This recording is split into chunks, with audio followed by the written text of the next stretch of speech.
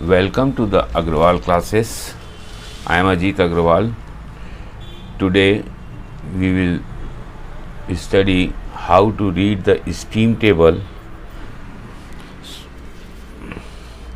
So this is the steam table which we are going to use. In this steam table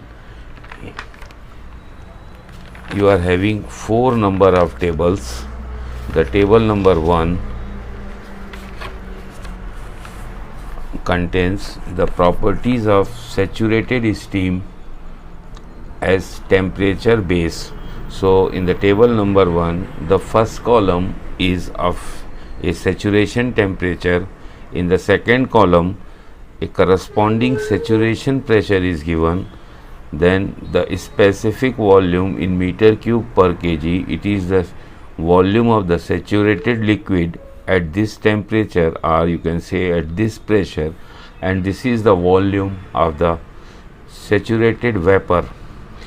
Then the specific enthalpy in kilojoules per kg, this is the enthalpy of the saturated liquid, that is at 0.01, at 1, at 2 temperature. This is the specific enthalpy of the saturated liquid. This is the latent heat of evaporation of the water at this particular pressure or this particular saturation temperature. This is the saturated vapor enthalpy, that is equals to HF plus HFG. Then here we are having a saturated liquid entropy, then the entropy change during the evaporation, and this is the saturated vapor entropy. So it is given for different temperatures. In the table number 1, it is given up to a critical temperature. Then in table number 2, it is also the properties of saturated steam. It is pressure based. So in the first column there is the pressure, and then in the second column it is the saturation temperature corresponding to this pressure. Then we are having the saturated liquid volume, specific volume, saturated vapor volume, liquid enthalpy, that is the saturated liquid enthalpy, enthalpy of evaporation, then saturated vapor enthalpy. This is the saturated liquid entropy, this is the entropy change during the evaporation, and this is the entropy of the saturated vapor. These all values are given corresponding to the 0 degree centigrade as the base. Then in the table number 3, it is for the properties of superheated steam. In the first column it is given the pressure, saturation pressure, and a corresponding saturation temperature. So it is 0.01 is the pressure, and second is the temperature. The units are given as bar and degree Celsius, and corresponding to this, what are the saturated vapor properties, that is the volume is this much, the enthalpy is this much, and the entropy is this much. And now if we will move above the saturation temperature, say in this case it is 7 degree, so if the temperature of the steam is 50 degree, then it will be known as the superheated steam, and in that case the volume will be 149.5, enthalpy will be 2594.5, entropy will be 9.242. If the temperature instead of 50 it is 100, then these are the properties. So it is given like this in the table number 3. Then finally in the table number 4, it is given the properties of supercritical steam, that is pressure above the critical pressure. So here the first is the pressure is given in bar, and here the volume, enthalpy, and entropy are given at different temperatures. So 230 bar and 350 degree centigrade, the volume will be equals to 0.162 into 10 to the power minus 2.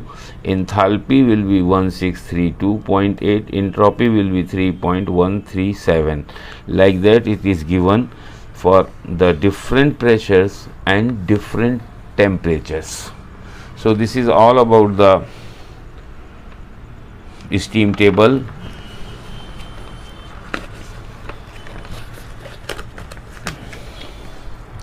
And finally, at the end of the steam table, the enthalpy entropy diagram, that is known as the Mollier diagram, is given. This is the Mollier diagram is given. In this, we are having different datas. On the y-axis, we are having the enthalpy. On the y-axis, we are having the enthalpy, and on the x-axis, we are having the entropy. This line you can see as a saturated line where the vapor liquid is completely converted into a vapor. Above this you are having a superheated region, and below that you are having a wet region. So on this red line, the value of x will be equals to 1. Here on this red line, the value of x is 0.95. Here if you will see on this red line, the value of x is 0.9, and in between here it will be 0.96, 0.97, 0.98, 0.99, and this is 1. Okay.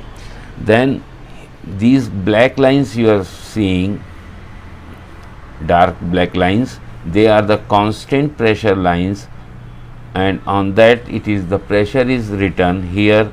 For this line it is 0.01 bar, for this particular black line it is 0.03, for this particular dark black line it is 0.03. Like that it is given. Say at this line, this is the pressure is 3 bar. So these lines which are moving, they are the constant pressure lines. Now here we are having another lines like this which we are moving, and on that the temperature is written. So these lines are constant temperature lines, and they are starting from this saturated vapor line. So this is 200 degree centigrade, this is 250 degree centigrade, this is 350 degree centigrade. So like that they are the constant temperature lines. Then we are having one more line as the dotted line, dotted black line. These dotted black lines are the constant specific volume. These lines are there. So these lines are here, but generally we are not using this constant volume lines for the use. We are going for the steam table to utilize that. And if we want to locate some point, say we want to locate the 10 bar and 250 degree centigrade, what is the enthalpy and what is the entropy, then what we will do, we will see the 10, and below that this line is the 10 bar line, dark line is moving, and here we are having a 250 degree temperature line. So this particular point will be our point having a pressure of 10 bar and the temperature of 250 degree centigrade. So by going towards the left, we can read the enthalpy. Say from this particular temperature 250 degree centigrade and 10 bar, this is the point. So we can move towards left, and we can read this is around 2950, around 2950 or 2945, depending on the Mollier chart. Here you may have a least count. In this case it is only 50-50 is there, but in some of the steam tables Mollier charts it is given as 10-10 division. So we can say the enthalpy of this particular steam at 10 bar and 250 degree centigrade is equals to 2950. Similarly, if we wish to find out the entropy, then we will move downward or we can move upward, because the scale is on both the sides. So let us consider we are moving towards the bottom point. So